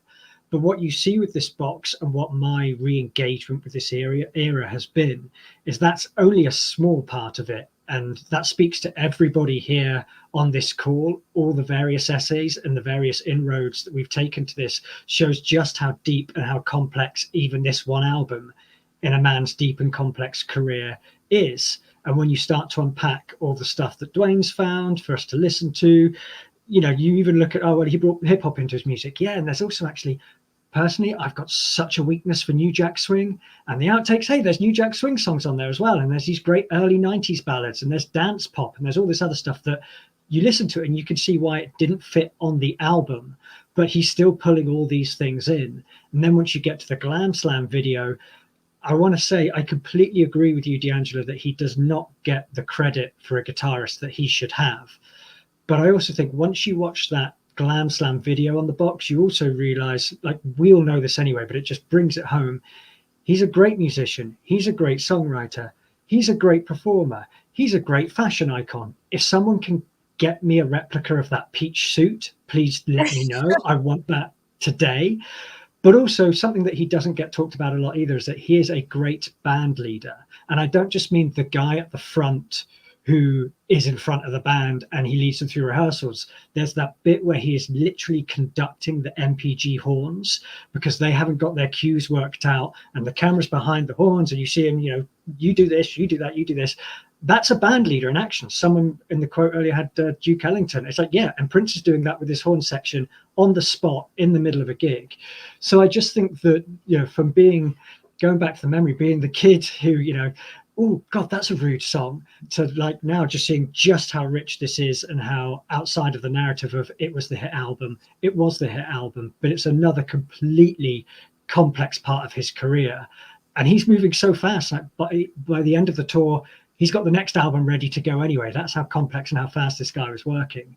And I just think that to take this box as a whole, if people are really paying attention, this can't not, I don't want to say change, but this can't not extra inform us about what was really going on here. And I say particularly with everyone who else is on this chat today, with all of the essays that I've read and engaged with, it's just been fantastic to really just expand knowledge and expand experience of this period of his work. For sure.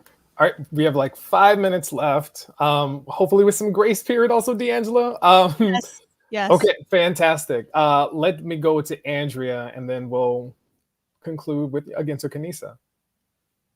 I mean, my main memories of working on this are very intimate. It's the experience of interviewing all of these people. The first things that came to mind were, the interviews I was able to do in person.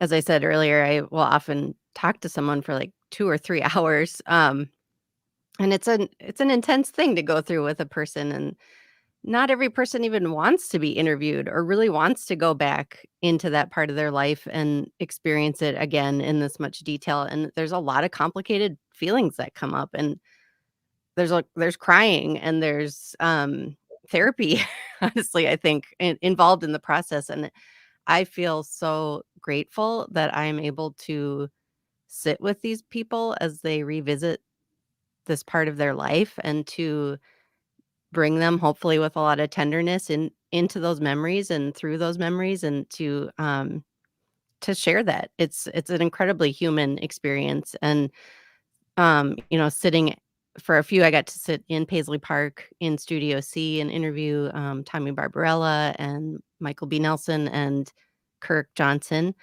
And those were all pretty intense conversations. And you might only hear a little bit of it, but it was such a beautiful thing to be able to do that. And not in the box set, but for the podcast, to be able to speak with Carrie and to speak with Toya Gaines. Those were both extremely powerful conversations. And when I come away from an experience like this, I just know that that's what's going to stick with me, is having that kind of connection to these people and being able to help them share their stories and memories. I just will never take it for granted and always be just so grateful that people talk to me. Sonny T hates being interviewed. I'm probably like one of his least favorite people in the world because I make him do this. I joked to him this time. I'm like, you're dentist. Like, it's time for another filling. Sorry, Sonny. And, we try to get through it the best we can. And his memories are so amazing and so important. So just to be able to walk people through that it's just so important to me. And that's what's going to stay in my brain and my heart. Thank you so much for sharing. KaNisa, to round us off. Yeah, I can be quick. So everybody knows some of us listen to things that we shouldn't have. But what that does is kind of brings more appreciation to the released work, right? So I'm just going to say Parade First Avenue, for those of you on Valium, Glam Slam. These are a flavor of Prince shows that people who engage on things we're not supposed to have, that have the same kind of feel, right? Because these are shows that he did with new bands where he was trying something out and exposing them to an audience. I have been so obsessed with this Glam Slam show. I've watched it muted. I've I've watched it several times. I watched it where I watched Rosie the whole time. I watched it where I watched the Game Boys the whole time. I've watched it when I watched Prince the whole time. And I've noticed so much more about the way Prince was performing around this time, because usually when you're watching like things you're not supposed to have, it's blurry, it's not high quality. We can see a lot more of his performance style in this Glam Slam show. Like things that I noticed, he is like, he's very huge on stage, but when you're really looking, he's not actually looking at the audience that much when he's singing. He's looking down, he's looking to the side. Sometimes he is engaging when he's trying to get people to clap, but that's an introvert on stage. And we know from his interviews that he's very like, soft spoken. And then when you're in the audience, because I saw the Piano and the Mic show in Atlanta, you're like way far away. You don't get to necessarily see his face, but it's like we're all voyeurs. We're just kind of watching him, and he's just doing his own thing. We could be there, we could not be there. He'd do the same thing regardless, right? So I really appreciate the Glam Slam show for that aspect of being able to see that detail of him, his face, and how he's really interacting with himself, or how much voyeurs we really are. But I also appreciate that show because I am a Glam Slam junkie. Everything about Glam Slam, I want to hear all the stories. I spend hours looking through newspaper articles about who performed there. I'm trying to get people on Twitter to talk, or formerly known as Twitter, to talk about if you went, what was that like? And then I'm also very much into like how Prince engaged with the community through Glam Slam. So like the footage at the end of people just hanging out there. I've talked to some of the DJs that work there, and they're letting me have footage of that. I'm like, can I get a time machine? Like that looks so amazing. His work with those clubs. So for me, the memories are more, because again, I was young. I have the core memory that I talked about in my essay, but this era of Prince is so important. The way that he engaged with the world, the way that he put himself out there in a way that he hadn't quite done before, that he was everywhere on TV. He was everywhere in popular culture. There were, I mean, it's a little bit earlier, but they were talking about it on Family Matters. They did a whole Family Matters episode. It was 1990. It was more on the nude tour, but he was writing for Diamonds and Pearls during the time that was airing. And Eddie was talking about, I got Prince tickets, but I need to get good grades. And it was like, the prevalence of Prince during this time was huge. And I don't think enough gets said, because we talk about how his other albums did versus Diamonds and Pearls. Diamonds and Pearls was a huge selling album for him, and it was because of stuff like that. So I appreciate that he did the work to kind of put himself out there like that so people can know about him. We know we're about to go into the slave eras right after this, but and people were more concentrating on the controversy than the music that was coming out at the time. So I look forward to when we revisit that from a Paisley Park Enterprises standpoint to get to music. That was good. But overall, Glam Slam, Glam Slam, Glam Slam. I want more Glam Slam. We got more years of Glam Slam coming. Hopefully we can get some more official things in that capacity. But that's my favorite thing, and memories that I wish I had because I was a child at the time.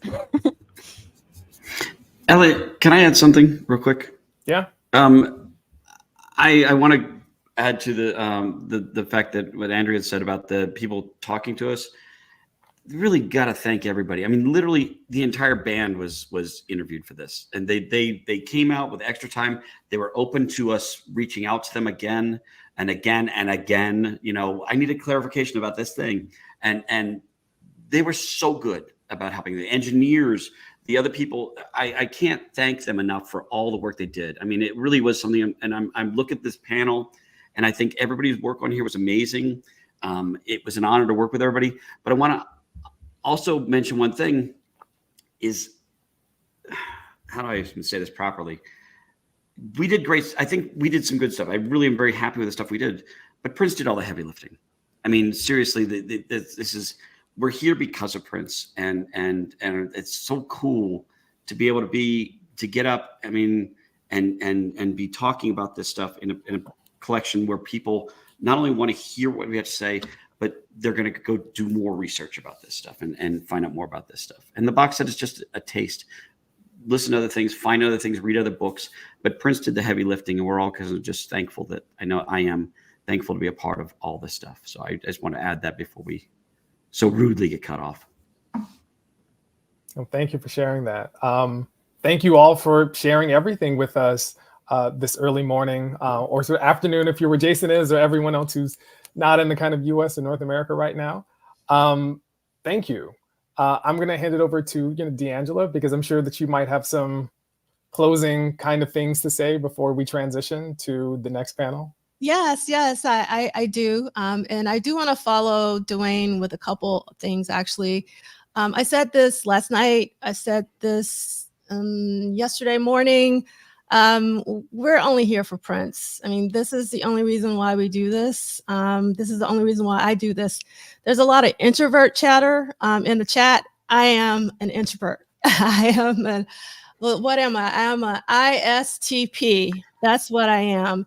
And last night I collapsed. You can ask my husband. I had something to eat and I went to bed because it was really very overwhelming. And I usually do that with in-person events. That had never happened with a virtual event. And, we've done a lot of virtual events for Prince. But yesterday was truly special because for me, I knew that in particular, the next Power Generation Roundtable, who were the younger fans, I understood in that moment that they really got who Prince was. And that brought me so much joy and it took me out. And the reason why it brought me so much joy, I honestly feel today I could stop doing these and everything would be okay. Because I was really upset in 2017 when it was the 30th anniversary of Sign of the Times and nothing happened. Nothing happened. And I was like, well, I'm only one person, but you know what, Prince? I am going to celebrate Sign of the Times for you. And that is how all of this got started. So that's really important for me to express that this is all about Prince. And I'm nobody. I know that very clearly. The other thing that Dwayne said that I think is extremely important is we live in a very disposable music culture right now. And it's always on to the next, on to the next.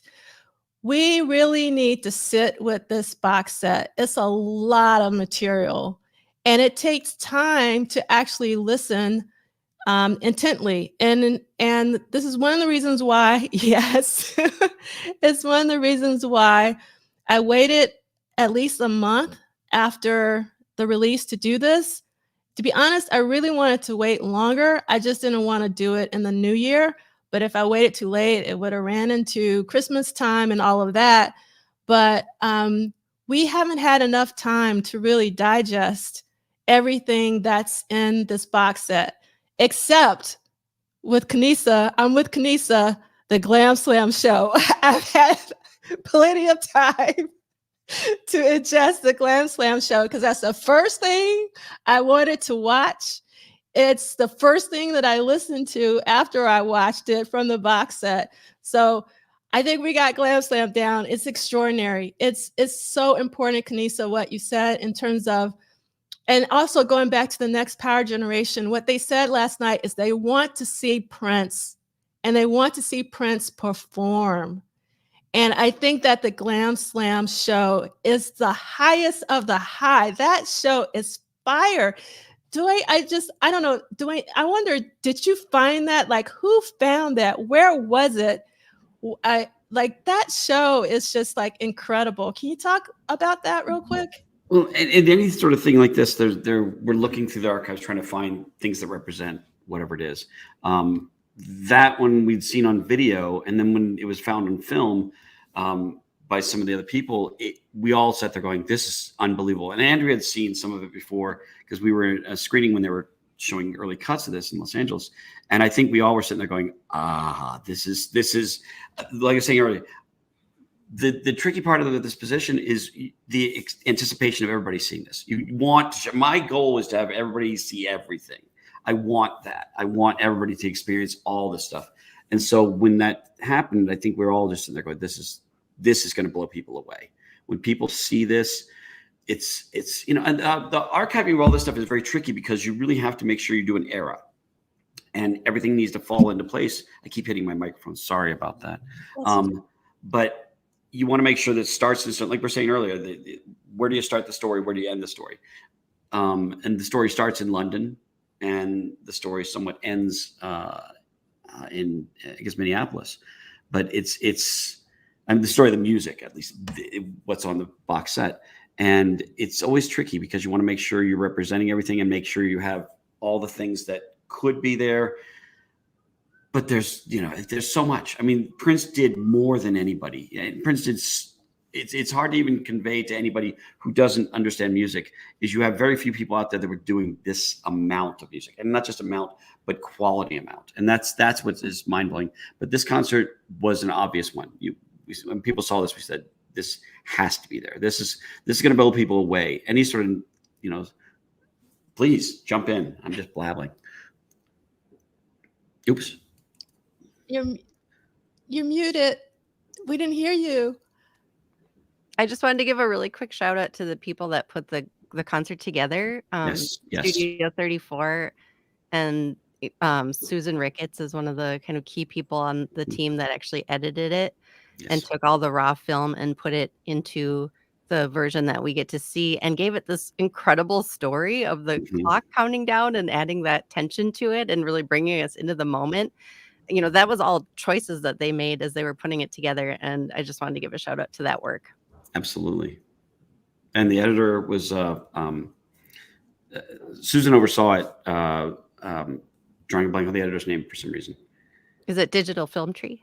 Well, Digital Film Tree did the processing of it, but she was the producer. Oh, and Bill. Yeah, Bill. Exactly. That's what I'm trying to think. I all of a sudden couldn't draw a brain fart. Yeah. When we saw what they put together, and it was mind blowing. And we knew that people were going to go crazy for this. So I'm very happy it's out. All right, so we have to transition because we got 3 more roundtables to go. And I want to say thank you so much, Elliott, for your masterful moderation, as I knew you would. Thank you so much. And also we have to give mad shout outs to our incredible panelists. Dwayne, I love you. Thank you so much. And Andrea, we so appreciate all the work you're doing, and I can't wait to read both of your books next year. I'm super excited about getting both of them. I really am. But I really appreciate that you're doing a book. I know that this is probably not the right thing to say, but Jimmy Jam's father, that's really, really incredible that you're doing a book on cornbread. So thank you so much for that. And Jason, it's been such a pleasure getting to know you. I have your book, as you know, and so it's always great to put a person to the name that you see on the book. So thank you so much for that. Thank you for having me. Yes, of course. And last but definitely not least, KaNisa, you know how much you mean to the community and also to me, because you do a lot of the work so that I don't have to because I'm tired. So most of the time, I so appreciate you and all that you do. And it's such an honor, I want to say this publicly, to be in this book with you. That is so incredible. So, all right, we are going to transition. I'm going to remove everybody one by one. So give me 1 second. And then I'm going to bring Arthur back on, or you can bring yourself back on. Bye, Andrea. Bye, Dwayne. All right. That was good. Yeah. And that was a good opener. Yes. I felt like I was babbling because I'm not lying. I'm so tired from last night. It was great, but very, very draining for me. So give me 1 second. I want to share. Why can't I not share anything? Oh, I am sharing. Okay. See, that shows me how tired I am. Let's talk about what's happening next. We're going to take a bio break. Oh, did you want to say something real quick? No, I was just taking a deep breath because this next panel is going to be a lot. Yes. It's going to be a lot. Yes. So the 4U crew minus Miles Marshall Lewis. I am so sad. Okay. Plus one music snob. We're going to be talking for 90 minutes from noon Eastern Standard Time with Zaire, Ali, Anil Dash. Elliott will be back. Arthur will be a panelist. Mhm.